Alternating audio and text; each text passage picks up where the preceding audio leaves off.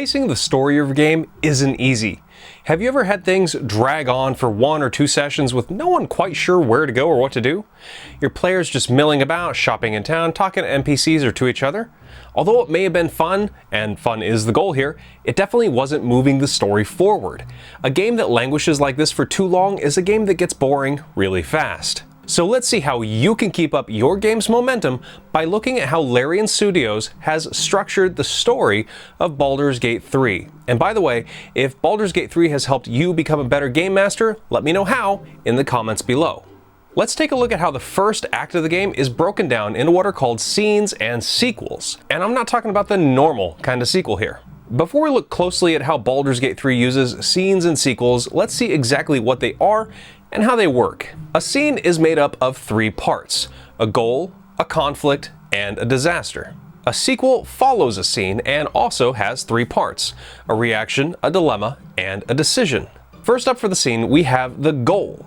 This is what the characters are trying to achieve. This could be a near-term goal like rescuing a tiefling girl from a crazy druid sacrifice, or it could be a long-term goal like getting an illithid parasite out of your head. Then there's the conflict. This is something that stands in the character's way and prevents them from easily achieving their goal. For example, the druid doesn't want to let the girl go. Last, we have the disaster. This is the setback that thwarts our characters, makes their lives miserable, and pushes them forward in the story. Maybe you fail your intimidation check against the druid and combat ensues. So that's a scene. On the sequel side, we start off with the reaction. Reactions give us insight into how a character feels about the event of the previous scene. In computer role-playing games, reactions are usually left to the imaginations of the real-life players. So while they're important for writing fiction or tabletop role-playing, I'm going to leave them out of the discussion of Baldur's Gate 3. But then we have dilemmas, which is the question of, what do you do now? This can be an open-ended question, or it can be a finite list of choices. For example, do you kill all of the druids to rescue the girl, or do you try to make peace? Last up in the sequel, we have the decision. This is the choice that the characters make as a result of the dilemma. It's the answer to, what do you do now? Whatever you decide to do becomes your goal for the following scene, and the whole thing starts again. Now that we know all about scenes and sequels, let's take a look at how Baldur's Gate 3 does it so you can start doing it in your own game. The first act of the game can be broken down into only 3 scenes and sequels. Now there's a lot more in there when you consider all of the side quests, each of which have their own scenes and sequel loop, but we're going to focus on the main quest right now. Full disclaimer, I'm going to spoil the hell out of the main quest for Act 1, so for the 4 of you who haven't played this yet, fair warning. Our first scene of the game is the entire opening area on board the Nautiloid ship. Our goal? Escape the ship. Our conflict? The ship is under attack and everybody on board is gonna die. Now this scene literally ends in a disaster. You teleport the Nautiloid away from its attackers, but it's gonna crash no matter what. You get knocked in the head with a rock and you fall from the ship. Thankfully, you're saved by some magic just before you hit the ground and go splat, which allows us to move into the sequel. Our sequel starts with our main character on the beach. Our dilemma: we're off the Nautiloid, but we've still got the parasite in our head and we have no idea where we are. So, what do? Here, we reach the decision. We, of course, search for a settlement and find a healer. That decision wraps up our first scene and it gives us the goal for our next scene. Our second scene starts with us wandering through the lands looking for a settlement. Our conflict? We encounter goblins attacking a group of scouts at what appears to be a settlement. Hey, lucky us. Our disaster? We're forced to fight the goblins in order to gain access to the settlement. Our second sequel starts when we get into the Druid Grove. We're pointed to the resident healer, Nettie. Our dilemma? Our princess is in another castle. Nettie can't heal us, but Halsin, the guy who can, is lost over at the goblin encampment and, well, guess who's got to go get him? Our decision here is pretty easy. Go and find Master Halsin, which becomes the goal for our next scene. We start our third scene by moseying on over to the goblin encampment to find Master Halsin. Our conflict? Well, Halsin is being held captive by the goblins. We need to fight them in order to free Halsin and get ourselves cured of our little tadpole problem. But then we run into disaster. Halsin can't cure us. In our third sequel, Halsin gives us information about where the parasites are coming from. Moonrise Tower, a remote location that can only be reached by crossing dangerous, cursed lands. And thus, we have our dilemma. The journey to Moonrise Tower is fraught with peril, but any chance of a cure lies there. Do we go there? Of course we do. And that decision sets up our goal for our next scene, which happens to be the start of Act 2 of the game. Now, granted, a lot of other stuff happens during Act 1 with side quests, the Underdark, some tombs, a bunch of combat, scenarios and whatnot, but those 3 scenes and sequels form the backbone of the entire main quest narrative for that first act.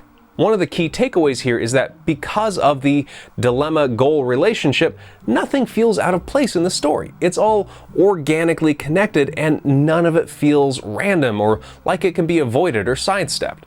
The players still have agency in that they're the ones making the decisions. However, those decisions do feel kind of inevitable, but they're not forced. It's not like you can just say, screw this, I'm going to Waterdeep, after you find out about Moonrise Tower. Today's video is brought to you by my very own book, LIBRUS NOCTURNUM. That's right, this is mine, I'm making it, I'm publishing it, and I want you to help me do that. If you've been watching Lunch Break Heroes for any period of time, you know that I love horror. Vampires, werewolves, zombies, devils, demons, all of it. And that's exactly what I've put into this book.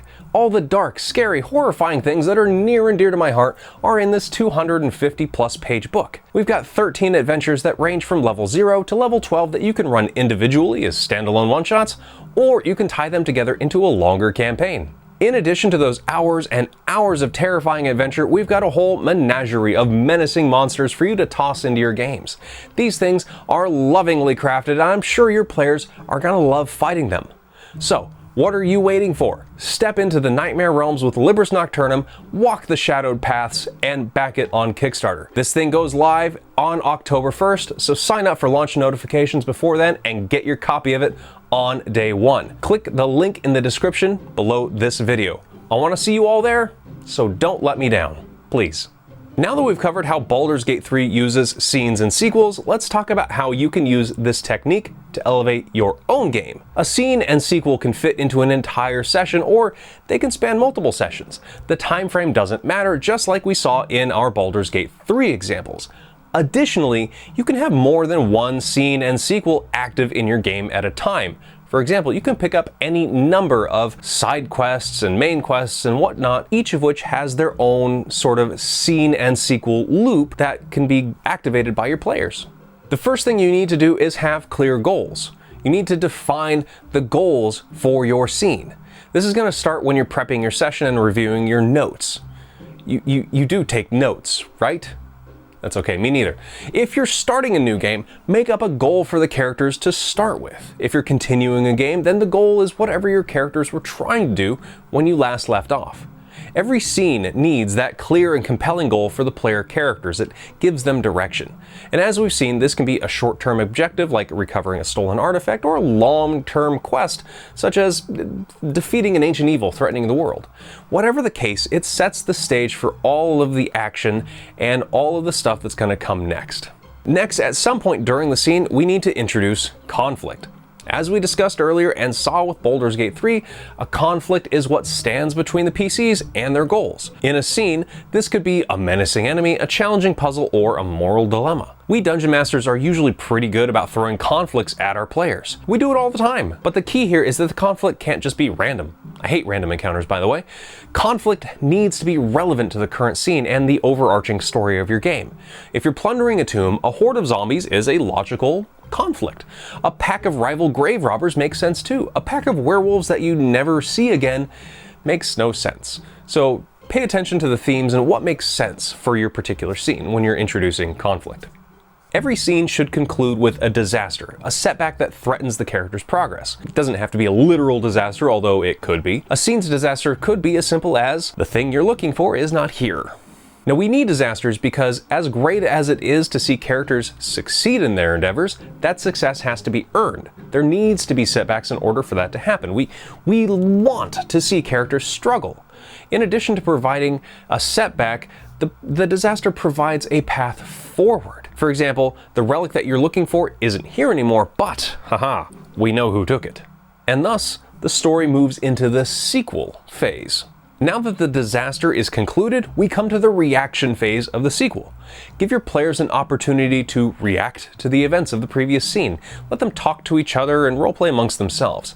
This is where they get to show how their character feels and process everything that's happened. Once the players have had time for their reaction, it's time for you to present them with a dilemma. This can be an open-ended choice of what do you want to do, or maybe just a few possibilities. Do you want to go left or do you want to go right? Now, this of course leads them into the decision phase. What your players decide to do here determines the new goal for their characters, and it sets the stage for your next scene, where you get to do all of this over again. Using the scene/sequel loop helps you maintain narrative momentum, and it creates a compelling story for your players. There's always something to do, always something going on, and always some challenge for them to overcome. It's not necessarily going to be easy to use scenes and sequels, and maybe the structure isn't always going to fit into your game. But maybe you can use it to spice up those in-town shopping and BSing sessions. Give it a shot and know that I believe in you. After all, if Shadowheart could in Act 2, then you can do this.